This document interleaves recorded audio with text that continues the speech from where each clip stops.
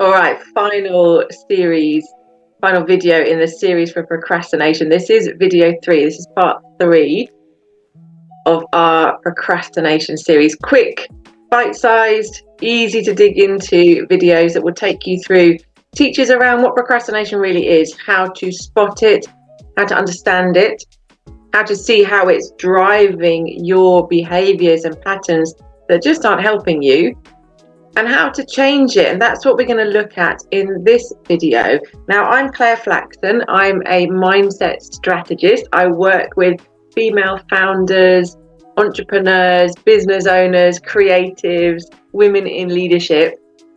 And I teach them the mindset strategies to go and be unstoppable in their lives. My background is as a CBT therapist. I'm a cognitive behavioural therapist, and I've worked for more than 25 years in the world of mental health and well-being and personal development. So what we do goes deep, and I want to share with you some strategies to not just understand your procrastination, but to really change it, to start doing things differently.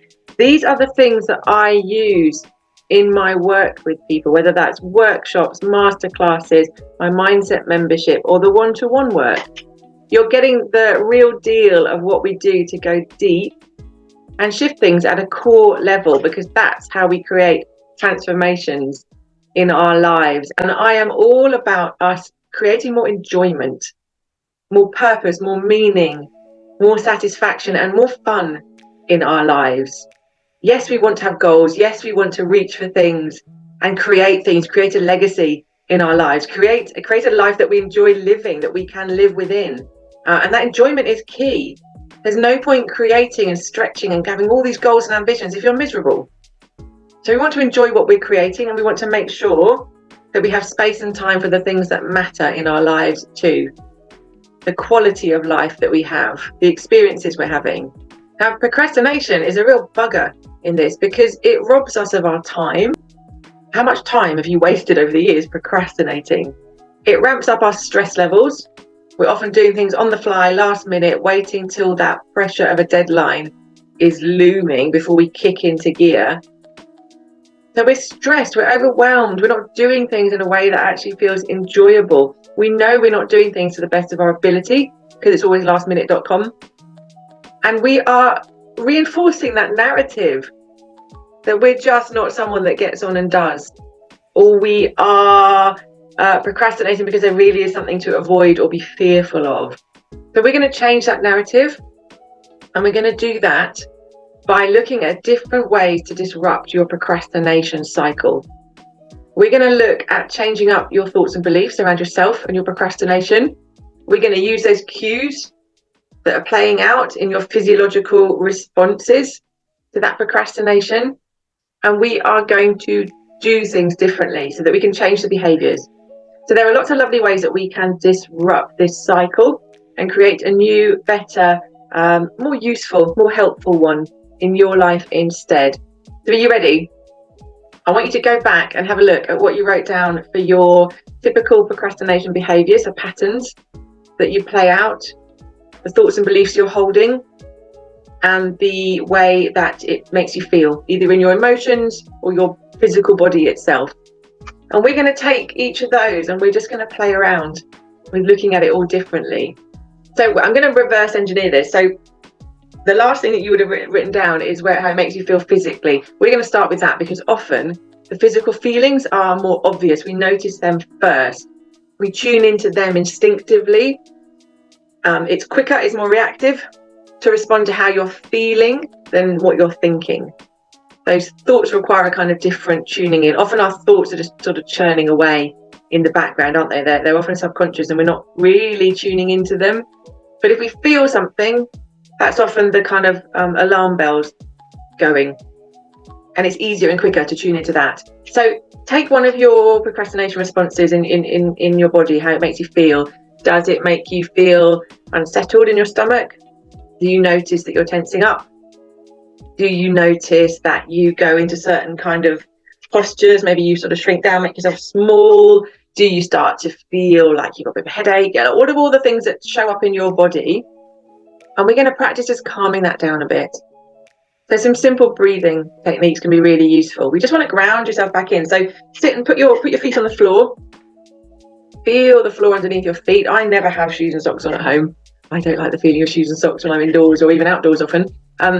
If you have, that's okay, but it's not, you're going to get more of an effect if you can be barefoot. So practice that, just putting your feet, feeling it, ground yourself into the floor, and just slow your breath down. Take some deep breaths in, drive the breath right down to your stomach. Feel your rib cage expanding. You want this bit to be still and not moving. Your shoulders not going to go up and down. Your chest, you're not chest breathing. You're driving it down. And take a deep breath in, and then a slightly longer breath out. Make your exhalation a little bit longer than your inhalation.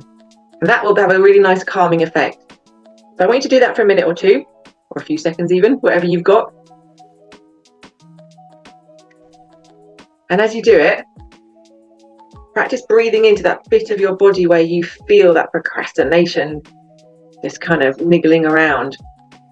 If you tense up, I want you to relax, move your shoulders around. Breathe, imagine breathing in and releasing your shoulders. If you are having a kind of heart racing, heart banging moment, you're going to breathe, focus your breath, breathe into your stomach, but focus it, really expanding that bit of your chest.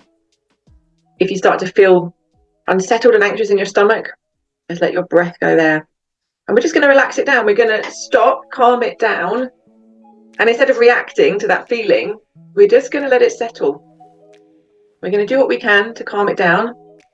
And that's going to enable you to step out of that reaction. Instead of just looping around in a reactive cycle, it creates that space. It frees up the ability to go back in and use your rational thinking again. So practice disrupting. As soon as you notice that familiar feeling, I go, okay, that's procrastination. I'm just going to calm that down. And then I'm going to look at what I'm going to do. So next we go into your thoughts. So what is it you're telling yourself? What is it you're believing, or the message you're giving yourself about what it is that you need to do, but you're procrastinating on? All of those things you've written down, we're going to come up with an alternative way of looking at it. We're going to ask yourself, is it true? So, I can't do it, it's too difficult. Okay, is that true? How do you know? Now, you're not trying to convince yourself of anything. You are literally asking a question. How do I know that's true? What's happened before? What's the evidence for and against that? How would I know if I can't do something? If you're worried about something bad happening, I'm going to fail, I'm going to make a fool of myself, then again, okay, how do I know? Is that true? Maybe that's happened before. Maybe you've done something and it hasn't worked and it's made you fearful. So we want to look at whether it's true or not, but we also want to reframe the understanding you're holding of whether or not it's okay to find something difficult, to feel embarrassed, to fail, to make mistakes. Ask yourself whether or not the beliefs you're holding about that are true. Okay, well, what would be the worst that happened? Where does that come from, this idea that I shouldn't find anything difficult, or it's not okay to fail or make mistakes? What examples do I have as I look around me in the world of people who are maybe doing it differently? And if you're in the entrepreneurial world, that's a great space to be in, because as much as there's the pressure and we feel very visible, I'm doing these videos, I'm sure you're out there posting things on social media, we feel very visible and it can feel vulnerable to making mistakes or being judged by other people. But you're also in a space where there is a lot of evidence and people talking about the fact that they couldn't have got to where they are if they hadn't been prepared to make mistakes along the way or to fail at something, and that it's all part of learning, it's all part of the process. So we want to change these beliefs around the fixed ideas about how we're going to experience something as we do it, whether or not we want that or like that, but also what it means to maybe get out there and try when we're not certain about what's going to happen. Because these are the cool things that drive procrastination. The idea that I'm not going to be able to do this, it's just too big, who am I to go there and try that? What if I fail and fall flat on my face? What if I make an ass of myself? All of these things will be looping into your procrastination. So we disrupt it by calming down the feeling in our body that then allows us to go in and think about it in a different way. So I want you to reframe and come up with some other possible ways of understanding what it is you are trying to do and what it signifies or means to you in your life. And come up with some ways that show you, okay, well, why would I do this if I think it's going to be a bit dull or boring? Why would I do this if I'm not sure what the outcome's going to be? Why would I do this if I might fail? Because that's going to be your motivator. That's going to be your why. What bigger than this fear right now of what might happen? And how can we understand those fears in a different way? Either, you know what, it's never as bad as I think. I always manage to do it and it works out just fine. Or, okay, yeah, maybe something won't go to plan and I can cope with that. That's a core message that I want you to start drumming into yourself, because that's the self-belief component. Fear is always about something bad might happen and I won't be able to cope. So sometimes we go in and we go, okay, what is that bad thing? Is that really true? But often it's more powerful to go, you know what? I can't control every possibility here. I can't control every outcome. But what I do know is that I will be able to deal with whatever comes my way, that I'm capable and competent and I can cope with it.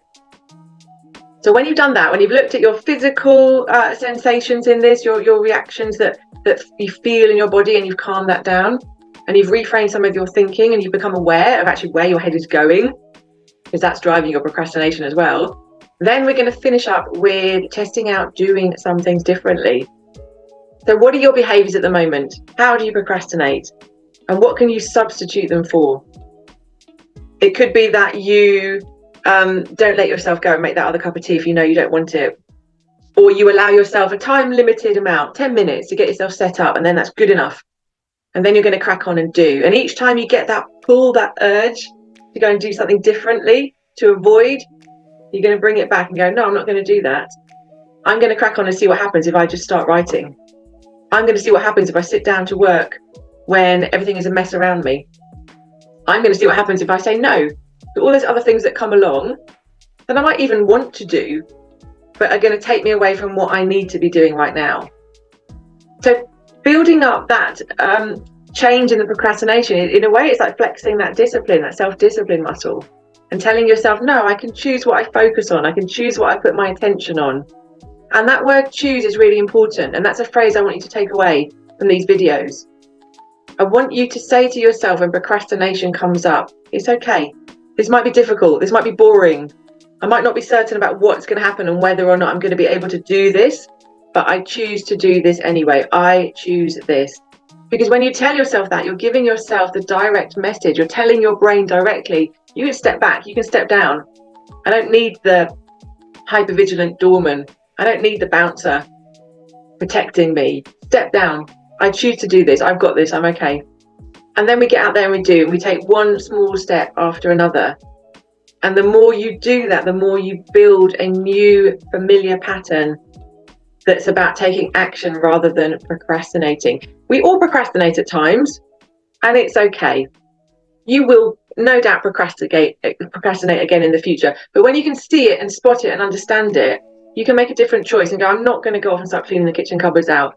I'm not going to rummage around in the fridge when I'm not hungry. I'm going to bring my think about it like a puppy on a lead. Each time that puppy wanders off, you're just going to bring it back. Well, it's the same with your brain and procrastination. Each time your mind wanders off, each time your brain gives you a distinct, clear message that, oh, I want to go and I'll just make something to eat, or I'll just go and pop to the shops and do this, or I'll just call so-and-so and deal with that first.